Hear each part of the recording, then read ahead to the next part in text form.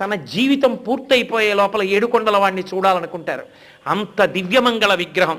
అంత గొప్ప క్షేత్రం. అటువంటి క్షేత్రాన్ని రక్షించుకోవడం, మన భావి తరాలకి కూడా అందించడం,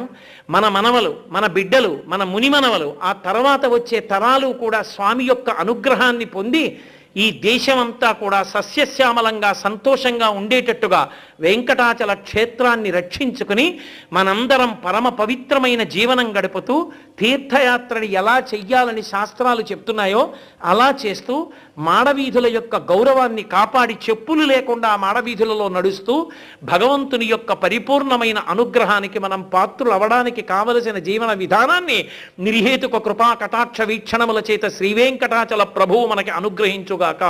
అని స్వామి పాదములు పట్టి ప్రార్థన చేస్తూ మంగళాశాసన పరై మదాచార్య పురోగమై సర్వైశ్చ పూర్వైరాచార్యై సత్కృతాయాస్తు మంగళం మంగళం కోసలేంద్రాయ